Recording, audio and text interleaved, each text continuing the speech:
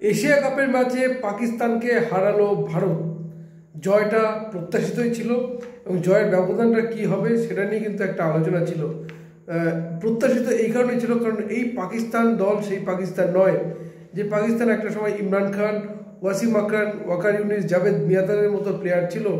এই পাকিস্তান কিন্তু সেই পাকিস্তান নয়। পাকিস্তান একদম নতুন এবং পাশাপাশি পাকিস্তানের অভ্যন্তরীণ অবস্থা পাকিস্তানের ক্রিকেটকে আরও তলানিতে এসে ঠেকেছে, আর যার ফলে ভারতীয় দলের সাথে যে টেক্কা দিতে পারবে না তা আগেই বলেছি।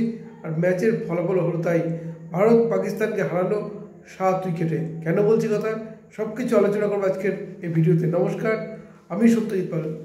এশিয়া কাপের ম্যাচে আজ পাকিস্তান এবং ভারত মুখোমুখি হয়েছিল এবং প্রথম থেকে একটা এই ম্যাচ নিয়ে ধোঁয়াশা ছিলই, খেলা হবে কি না। তার কারণ পেহেলগাঁও হামলার পর বিশেষ করে ভারতীয়দের মধ্যে পাকিস্তানদের বা এই জঙ্গিদের একটা বিদ্বেষ কিন্তু ছিলই।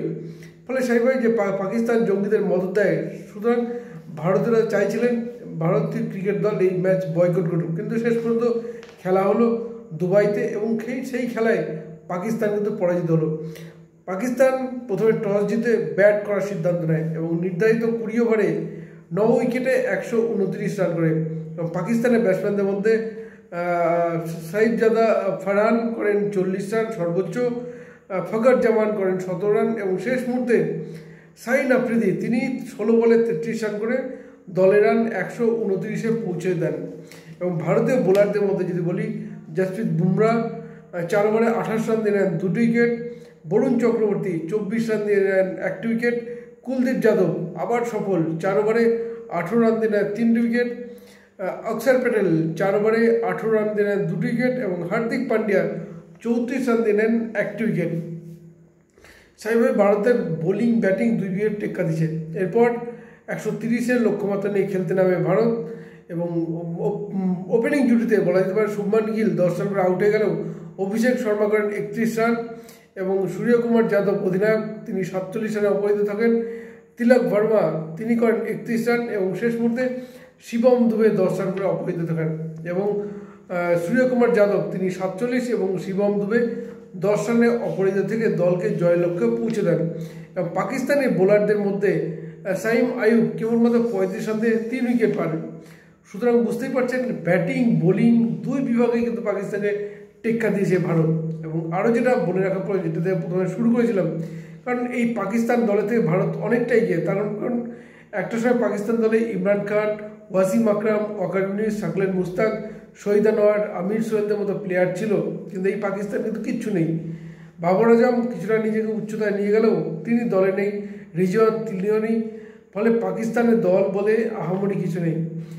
ফলে সেইভাবেই এই ম্যাচে ভারতের জয় ছিল সময়ের অপেক্ষা, আর ফলাফলও কিন্তু সেটাই হলো। ভারত এই 131 রান তুলতে সময় নিচ্ছে 15.5 ওভার, অর্থাৎ 4 ওভার 1 বল হাতে রেখেই কিন্তু ভারত ম্যাচ জিতে যায়। সুতরাং এই ম্যাচ ঘিরে যে পারদ ছিল, অর্থাৎ 140 কোটি ভারতবাসী যে দাবি ছিল যে ভারত খেলাটা বয়কট করুক, কিন্তু ভারত খেলেছে এবং পাকিস্তানকে ধরাশায়ী করেছে। এবং ধরাশায়ী শুধু নয়, যে এশিয়া কাপের যে টপ 4-এ সেই টপ 4-এও কিন্তু পৌঁছে গেল ভারতীয় দল। পাকিস্তান এই ম্যাচে হেরে কিন্তু যথেষ্ট বেকায়দায় পড়ে গেল। যদিও বলে রাখা প্রয়োজন যে পাকিস্তান হাতে এখনও সময় রয়েছে টপ 4-এ পৌঁছে যাওয়ার, কিন্তু ভারত কিন্তু আজ পাকিস্তানকে বুঝিয়ে দিল। পাশাপাশি আরেকটা যে বলবো, এই খেলায় একটা জিনিস ভারত প্রতিবাদ, যে পেহেলগাঁও হামলা যে প্রতিবাদ, সেই প্রতিবাদ কিন্তু খেলার মাঠেও ছিল। টসের সময় ভারতীয় দলের অধিনায়ক সূর্যকুমার যাদব তিনি কিন্তু পাকিস্তান দলের ক্যাপ্টেনের সঙ্গে হাত মেলাননি। পাশাপাশি ম্যাচ জয়ের পর কোনো ভারতীয় ক্রিকেটার কিন্তু পাকিস্তান প্লেয়ারের সঙ্গে হ্যান্ডশেক করেননি। সুতরাং এটাও কিন্তু একটা ছিল প্রতিবাদের ভাষা। অর্থাৎ পেহেলগাঁও হামলার পর যে পাকিস্তানের বিরুদ্ধে যে প্রতিবাদটা ভারত বরাবর জানিয়ে এসছে, আজ কিন্তু সেই প্রতিবাদ দেখলো দুবাইয়ের ক্রিকেট গ্রাউন্ডও। সুতরাং খেলার মাঠেও কিন্তু সেই প্রতিবাদ, অর্থাৎ জঙ্গিদের মদত দিলে প্রতিবাদটা ঠিক এরকমই হবে। খেলার মাঠেও হবে, খেলার মাঠের বাইরেও হবে, আন্তর্জাতিক ক্ষেত্রেও হবে। কী বলবেন আপনারা? আপনাদের মতামত জানাতে পারেন আমাদের কমেন্ট বক্সে।